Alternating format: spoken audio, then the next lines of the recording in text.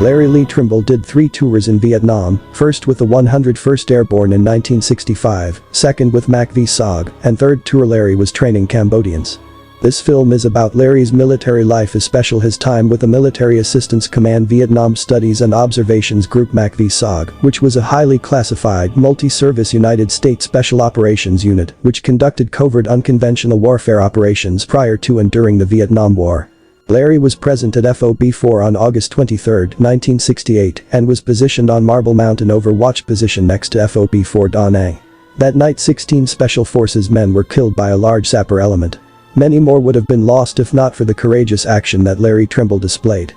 To see the full interview regarding August 23, 1968, please go to my YouTube channel at SpecialOpsGP. It's a little hot out there, so I just got a Tiger beer. It's our favorite beer while we're in Vietnam. It's between maybe a Coors and a Budweiser, but it's very refreshing. Cheers. Yeah, it might look a little ragged because we've been nonstop so yeah, we did a lot this trip, and I would like everyone to just watch our all of our episodes. Tell us what you think, give us a like, share it. We're always trying to make new videos, so any donations would be great. It all goes to me going around the country interviewing SOG personnel like Larry.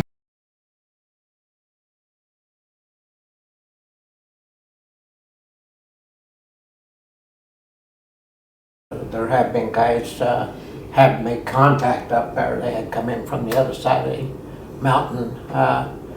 You took your turns whenever you could get a chance to go into, because the training that we mostly did was down on the beaches up at CCN.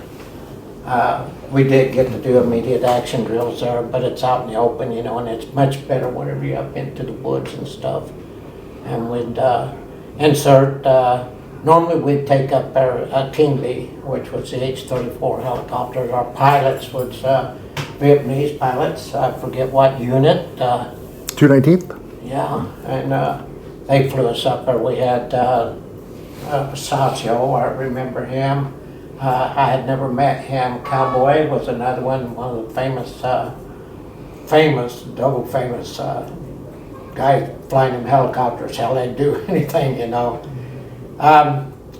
We'd dress as we would go on a live operation, because actually, in fact, we'd go up there on Monkey Mountain. There's a possibility of hitting the enemy up there, or some small unit that come in, you know, on boats and stuff. Hey, we are in a ride, and we're going to Monkey Mountain. Larry, can you tell the audience a little bit about Monkey Mountain and your experience up on the mountain? Yeah, we used to go up there and do a lot of training, and one time we got up at the top. We worked our way down as a small team to the base of the mountain, and I guess it would have been on the north side. And back up, we decided that we would go out by McGuire Rig, and the team got most of the team out. It was King B's that come up there to pick us up, and I just remember that, of course, in the McGuire Rig, you only got 2 straps to hold you in, you know, set up for 2 people, but they said, can you get on? So I hopped on, so I was in the middle, and there were 3 of us, and I think I ended up out here in the ocean. I was hanging by my back legs, you know, and finally we got him come down. I heard Bobby up going, oh, oh, oh, trying to get the guy to take us down, you know. So they got it down. They got back into land and climbed out. We climbed inside the chopper then and went back in.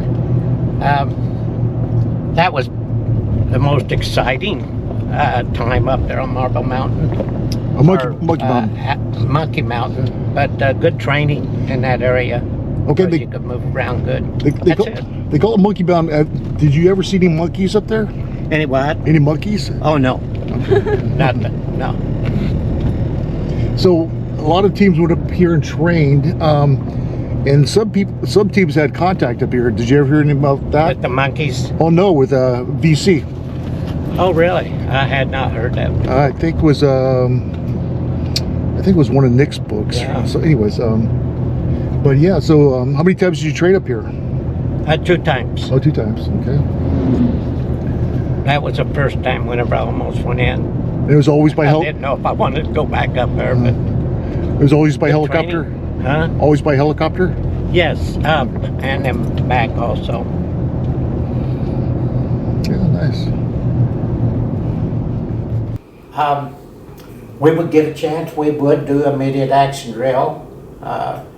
We still tried to keep the quietness, not do much on that. On immediate action drill, it's if you're running on a trail, that's where you might run into a patrol or else more than a bigger unit than a patrol up there. And the way I traveled, I was always second man on the team.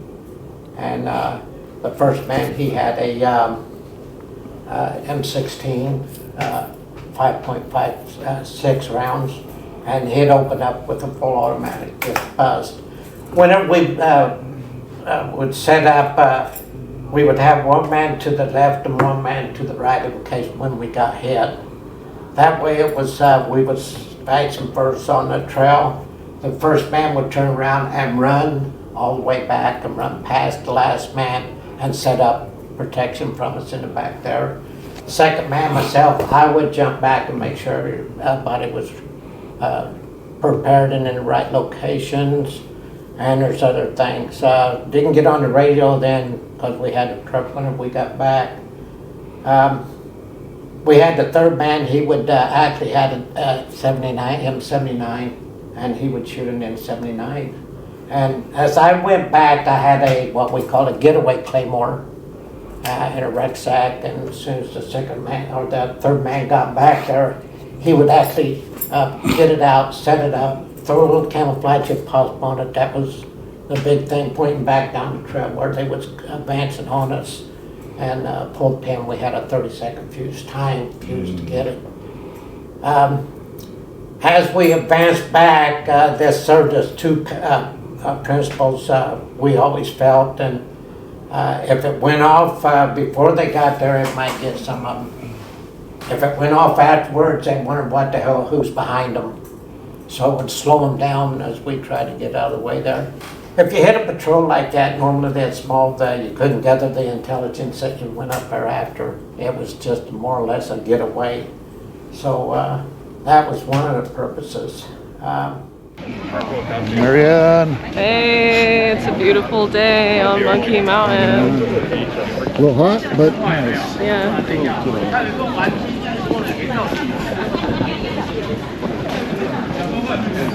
Yeah, at night, that gets you thinking when we get up here, you know, about the training, more training. I was just talking about the trail going down, but you know, the RON training and being quiet, going through the woods was more stuff that got purpose for me, you know. Kind of neat. Yeah. Again, brings back memories.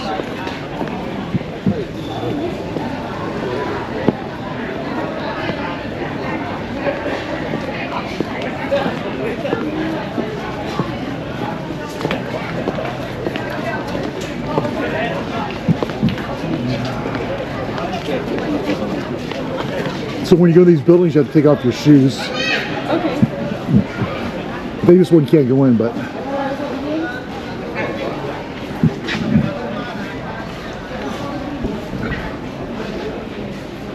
that's beautiful. Look at that. Nice.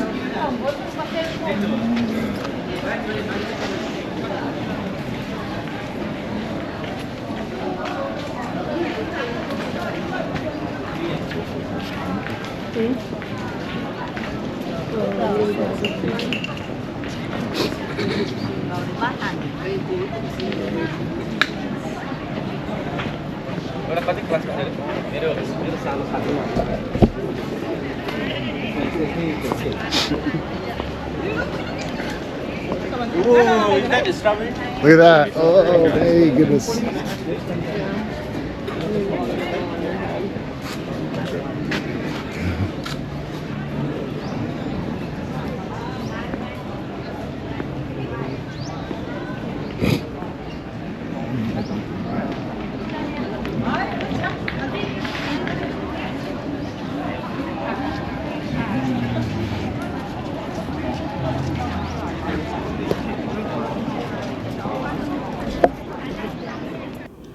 RONs, rest overnight, was another real important item. And you learn from guys in the past, and the way the best I ever thought was that every man would be laying with their feet in a circle where they could actually kick each other if somebody actually did. We carried nothing but just a ground cloth, you know, to throw over us, you know, at nighttime.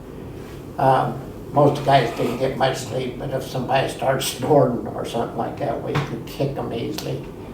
Also, we found to be a advantage, but it depended on the terrain, is to set up, but actually crawl away out of that right after it got a little bit dark and reset up in an area, you know, where we wasn't exactly where if we happened to be pinpointed. But we practiced that also up on Monkey Mountain. It was really a good training area for us, you know. Down on the beach didn't much count. But that would be the most. Then we would run just small patrols. We'd try to go down around, sometimes try to go through the woods and heavy terrain, and then other times run a trail just to get practice.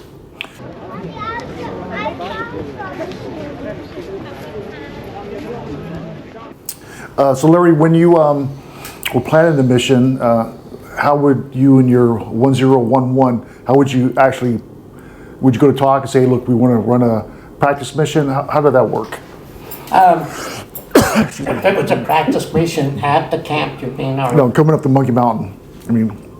Okay, I would get the, you know, we would have a meeting with just the Americans first when we was doing our preparation. And then we'd get the team together and have a small talk that we're going into an area that could be BC up there, or actually, I understood, we don't know if it ever happened, but the regular units had come in there from the MVA, you know. And we never did find no staging areas up there. Is that kind of what you were looking for? Okay, like in a regular mission, you went to S2, you guys did a briefing. Oh, okay. You know. We didn't actually go into the isolation. If we was running a live target, we would go into isolation, and they had the building, they had it barbed wire off, and we actually had a guard under it. Normally, isolation would last anywhere up 4 to 5 days, you know, getting preparation. Normally, if myself, as the 10 and the 11, I could select whoever wanted, would be escorted over to TOC and do an area study of the area we're going into. If I felt that wasn't sufficient enough, I would take the 1-2 if we had one up there also. Once we got back in, no showers. We wanted to stink just like them. You could smell humans, but you can't tell a difference, you know, except for the chow that they eat. You know, you can tell a little bit, but no showers. Let's see, what else did we have up there in isolation? That's just about the prep that we'd do, but for the 4 or 5 days we was in isolation, we did not do nothing. Everybody got to sleep a lot in preparations. After the area study, when we went up to TOC and got that area study, and of course when we went back and got the people together and give them not much information, but we didn't want anything to be compromised. You know, we had to be careful what we told our indigenous personnel. They were there to fight for us, to help us get out if we got in trouble. But we did want to make sure and talk to them about becoming, you know, that we was a group, you know, together. And I personally got to really love the team members that I had. My first one, of course, as Bruce had said, when I got there was Team Rattler, and we went out and the 1-0, I run as the 1-2 on that their first mission out that I ever went with them. And the 1-0 got hit in the shoulder, so he was out of the program when we got back in. The 1-1 then, of course, took over, and I took over as a 1-1 on operations. And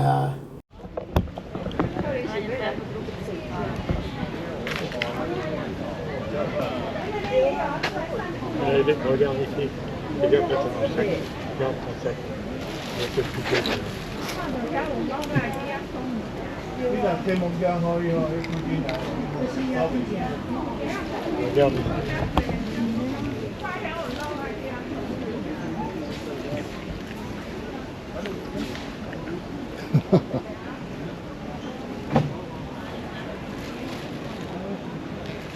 Oh.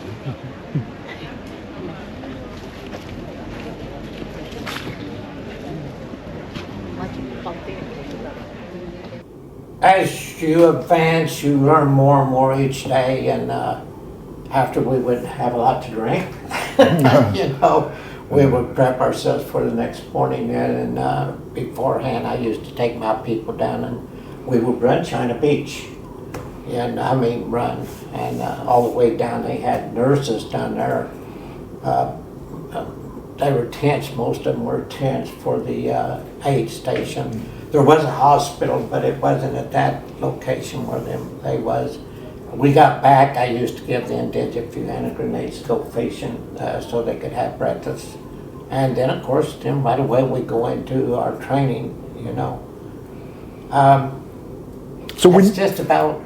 So when you're doing a training mission up on Monkey Mountain, who did you talk to about we're going to go here, so the S2 or TOC would know where you're at, you know, how far did you like on the map show how far you're going to go? No, never actually, Bruce. TOC, we had the area study, and before we even went out, TOC knew about where we was going. Okay.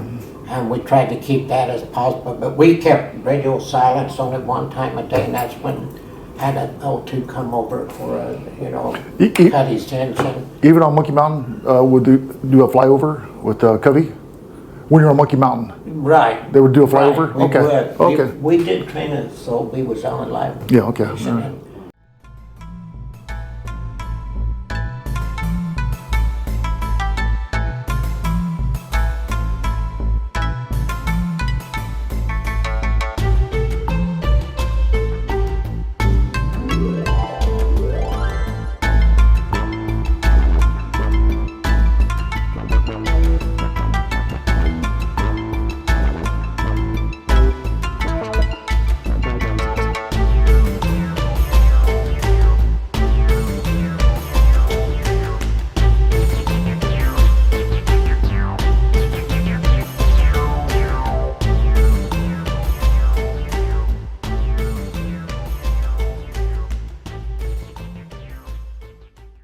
And they give us all that support. We didn't talk to TOC, we just kept quiet, we would talk to the plane.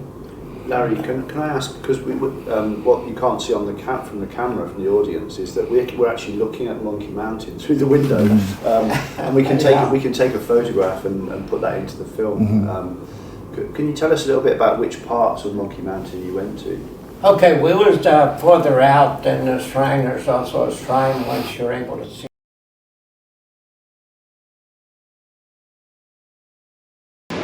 Bruce Christensen here from the History of MACV-SOG, www.sogsite.com. Here we are in Da Nang, Marble Mountain, and what we're doing here today is filming, starting to rain, yeah, very nice, filming Larry and Sean's return to Marble Mountain here. This journey started a couple years ago. I was pestering Larry to come to Vietnam, return to Vietnam type of trip, and finally Larry agreed, which is great. At that point in time, then we had to look for sponsors to assist Larry coming to Vietnam with the 2-week trip, and it is coming up. Yeah. And so glad it's waterproof. So we're going to go around. Again, I introduced myself, so we have Marianne. Go ahead, Marianne. Hi, I'm Marianne. I am Larry Trimble. I'm very fortunate to come up here back on Marble Mountain after 5 years.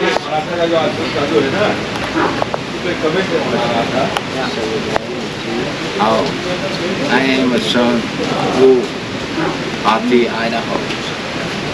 Hi.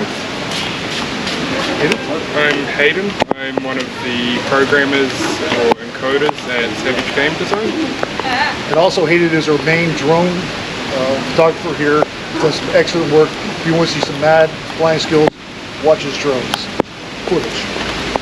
Good. And I'm Rob Graham from Team Savage Game Design, supporting Team Gambler, Team Idaho, Team Rattler, Team Asp. And we're here today, and it's been a really emotional time for us all, and sharing some stories. A lot of brotherly love between the guys, and just really happy to be here. So. Yeah, and again, I want to thank Rob Graham and Savage Games for sponsoring Larry to come to Vietnam, and it's very generous of your company to do this, and you as well. It's a team effort, Bruce. So it's our team to your team. Yeah, and I'd like to thank all of you for being here with great occasion, not only here in Vietnam, but in Vietnam.